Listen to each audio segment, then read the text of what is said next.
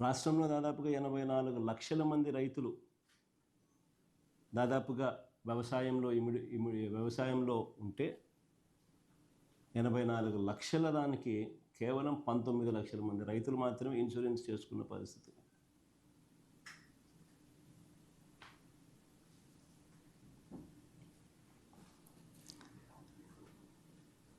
ఆశ్చర్యం కలిగించే విషయం ఇంకోటి ఏంటి అని అంటే కౌలు రైతులు అంతా కలిపి నంబర్స్ సార్. మామూలుగా ఖరీఫ్ టైంలో 87 lakh acres to 84 lakh acres మామూలుగా కల్టివేషన్ జరుగుతుంది.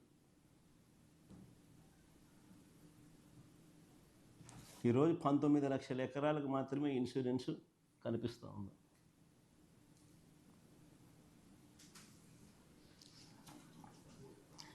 మిగిలిన వారి పరిస్థితి ఏమిటి అని అడుగుతా ఉన్నా.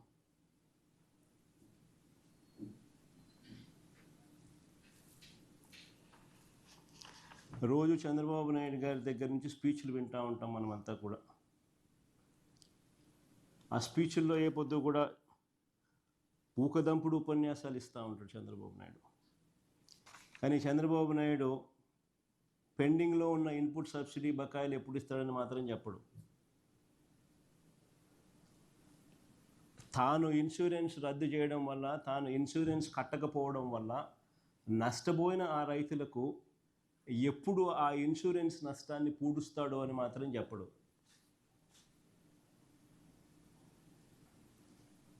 ఆయన ఊకుదంపుడు ఉపన్యాసాలన్నీ కూడా వింటూ ఉంటే చివరకు అన్నిటికన్నా ఇంకా బాధాకరమైన విషయం ఏంటంటే పెట్టుబడి సహాయం అంటే క్యాపిటల్ సపోర్ట్ కింద పిఎం కిసాన్ కాక అన్నదాత సుఖీభవ అని పేరు పెట్టి ప్రతి సంవత్సరం 20,000 ఇస్తానన్నాడు. ఆయన అధికారంలోకి వచ్చి 2 ఏళ్ళు 40,000 రూపాయలు ఇవ్వాలి, సంవత్సరానికి 20,000 అంటే కేవలం 10,000 ఇచ్చి 30,000 ఎగరగొట్టాడు. సో రైతుల పరిస్థితి ఏమిటి అని అంటే ఒకవైపున క్యాపిటల్ సపోర్ట్ అంటే పెట్టుబడి సహాయం రైతులకు దక్కకుండా పోయింది. 40,000 రావాల్సిన చోట 10,000 ఇచ్చి చేతులు దులుపుకేసుకున్నాడు, 30,000 మోసం చేసి. మరోవైపున ఇన్పుట్ సబ్సిడీ ఇవ్వడంలా మా ప్రభుత్వ హయాంలో సమయానికే సీజన్ ముగిసేలోగానే వచ్చే ఇన్పుట్ సబ్సిడీ ఈరోజు రాకుండా పోయింది. మా హయాంలో ఉన్న రైతు భరోసా ఈరోజు కనుమరుగైపోయింది. మా హయాంలో ఉన్న ఉచిత పంటల బీమా ఈరోజు రైతులకు ఒక హక్కుగా రావాల్సిన ఇన్సూరెన్స్ రాకుండా పోయింది. ఇవన్నీ ఒక ఎత్తు అయితే, రెండో ఎత్తు అన్నిటికన్నా బాధాకరమైన విషయం ఏమిటంటే ఈరోజు ఇన్ని కష్టాల మధ్య రైతు వ్యవసాయం చేస్తే ఏ పంటకు ఈరోజు రైతన్నలకు గిట్టుబాటు ధర రాని పరిస్థితి ఈరోజు రాష్ట్రంలో చూస్తూ ఉన్నాం. గత ఏడాది లాస్ట్ ఇయర్ ధాన్యం, కందులు, మినుములు, పెసలు, సజ్జలు, మిర్చి, పొగాకు, ఉల్లి, టమాటో, కొక్కో, చీనీ, మామిడి ఇలా ఏ పంట తీసుకున్నా కూడా ధరలు రాక రైతన్నలు తీవ్రంగా నష్టపోయిన పరిస్థితులే కనిపిస్తాయి. ఇక ఈ ఏడాది పరిస్థితి చూస్తే కూడా అంతే. ఇప్పటికే మోంతా తుఫానుతో నష్టపోయి ఉన్న ఆ రైతులకు ధాన్యాన్ని కొనేవాడు లేడు. మామూలుగా 75 కేజీల బస్తా ఎంఎస్పి ప్రకారం 1,776 రూపాయలు రావాలి. ఈరోజు పరిస్థితి ఏమిటి అని అంటే రైతులకు 1,200 రూపాయలకి ఇస్తారా, 1,300 రూపాయలకి ఇస్తారా అని చెప్పి ఈరోజు దళారులు రైతులను ఈరోజు అడుగుతా ఉన్న పరిస్థితి. ఆశ్చర్యం కలిగించే విషయం ఏమిటి తెలుసా? ఇంకో పక్క దిత్వా తుఫాన్ అంటే ఇప్పుడు జరుగుతా ఉంది, లాస్ట్ ఫ్యూ డేస్ నుంచి దిత్వా తుఫాను చూస్తూ ఉన్నాం. ఇంకో పక్క దిత్వా తుఫాను హార్వెస్టింగ్ సమయంలో వస్తుందని 10 రోజుల ముందే మనకు తెలుసు.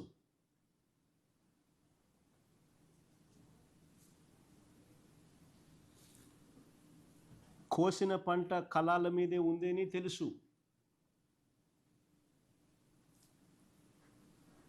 ఇంకా ఆశ్చర్య విషయం ఏమిటంటే ఈ పంట కొనకపోతే ధాన్యం తడిచిపోతుంది అని తెలుసు.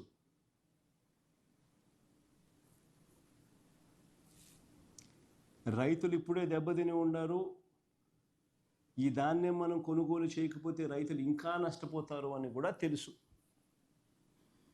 కానీ చంద్రబాబు గారు మాత్రం చోద్యం చూస్తూనే ఉన్నారే తప్ప రైతులను ఆదుకునే కార్యక్రమం ఎక్కడా జరగలేదు. ఒకసారి ఆలోచన చేయమని అడుగుతాను. మీ ద్వారా రాష్ట్ర ప్రజలందరినీ కూడా ఆలోచన చేయమని అడుగుతాను. మా హయాంలో ఇలాంటి పరిస్థితులే కన్నా వచ్చి ఉన్నప్పుడు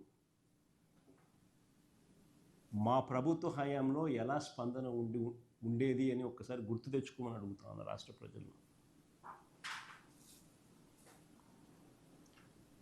వార్ ఫుటింగ్ బేసిస్ మీద మొత్తం యంత్రాంగం అంతా పనిచేసి ఉండేది.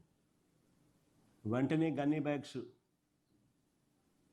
వెంటనే వాటి మీద సప్లై అయి ఉండేది. లాజిస్టిక్స్ కోసం లారీలు వెంటనే రంగంలోకి దిగి ఉండేటివి. ఆర్బీకేలు వెంటనే యాక్టివేట్ అయి ఉండేటివి. పంట కొనుగోలు వర్షానికన్నా మునిపే టక టక టక టక టక టక కొనుగోలు చేస్తుండేవాళ్ళు. ఈ గతంలో జరిగాయి.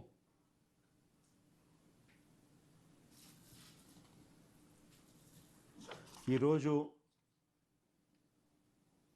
ఎంత దారుణమైన పరిస్థితి ఉంది అంటే రైతులు ఎలా పోయినా కూడా కనీసం పట్టించుకునే నాతులు లేని పరిస్థితిలో ఉంది. వరి రైతులే కాదు, ఈరోజు అరటి చూసినా అదే పరిస్థితి, మొక్కజొన్న చూసినా అదే పరిస్థితి, పత్తి చూసినా అదే పరిస్థితి, కొబ్బరి చూసినా అదే పరిస్థితి, వేరుశెనగ చూసినా కూడా అదే పరిస్థితి. ఏ పంటకు రేట్లు లేవు. చివరికి ఏ స్థాయిలో ఉంది అని అంటే కేజీ అరటి ₹10 అంట. కేజీ అరటి పళ్ళు ₹10. ఇంకా రైతులు ఎలా బతుకుతారని అడుగుతా ఉన్నా.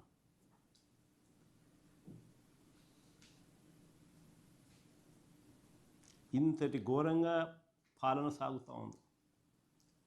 అదే ఒకసారి గతంలో మా ప్రభుత్వ హయాంలో ఒకసారి పాలనను గుర్తు తెచ్చుకుంటే ఇలాంటి పరిస్థితులు, ఇలాంటి సందర్భాలలో వైఎస్ఆర్సీపీ ప్రభుత్వ హయాంలో గతంలో అప్పట్లో అరటి, చీనీ రైతుల కోసం ఏకంగా ప్రత్యేక రైళ్లు నడిపాం. అనంతపురం నుంచి ఢిల్లీకి, తాడిపత్రి నుంచి ముంబైకి, నంద్యాల కర్నూలు నుంచి గజియాబాద్కు, లక్నోకు ప్రత్యేక రైళ్లు నడిచినాయి. దీనివల్ల రైతులకు దళారీ బెడద తప్పింది. రవాణా ఖర్చు దాదాపు 40% తగ్గింది. ఎక్స్పోర్ట్స్ సైతం పెద్ద ఎత్తున అవైలబిలిటీలోకి వచ్చింది. మా ప్రభుత్వం రాకమునుపు అరటి ఎక్స్పోర్ట్స్ 23,000 టన్స్ ఉంటే మా ప్రభుత్వం 23-24కి వచ్చేసరికి 3 లక్షల టన్నుల ఎక్స్పోర్ట్స్ అరటి. ఇది ఎక్కడ 23,000, ఎక్కడ 3 లక్షల టన్నులు. ఎక్స్పోర్ట్స్ సైతం పెద్ద ఎత్తున అవైలబిలిటీలోకి తీసుకొచ్చినాం. రైతులకు అదనంగా 20-40% రేట్లు పెరిగాయి. మరి ఈ ప్రభుత్వం ఏం చేస్తూ ఉందని అడుగుతాను.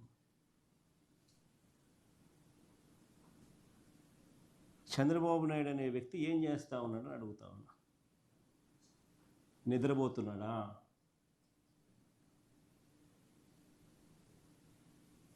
చంద్రబాబు నాయుడు గారిని గట్టిగా అడుగుతా ఉన్నా, నిన్ను ముఖ్యమంత్రిగా చేసింది ఎందుకు అని. గాడిదలు గాయడానికా నిన్ను ముఖ్యమంత్రిగా చేసింది అని అడుగుతా ఉన్నా. కాదు కదా, గాడిదలు కాయడానికి కాదు కదా. పట్టించుకోవాలి కదా రైతులను.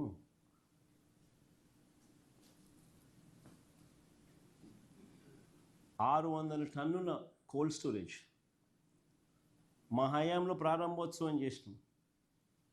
ఆ కోల్డ్ స్టోరేజ్ ఆపరేషన్లో లేదు, కరెంటు బిల్లులు ఖర్చు అవుతాయని. That is the flight of farmers. ఈరోజు ఆంధ్ర రాష్ట్రంలో రైతుల పరిస్థితి అంత దయనీయంగా ఉంది.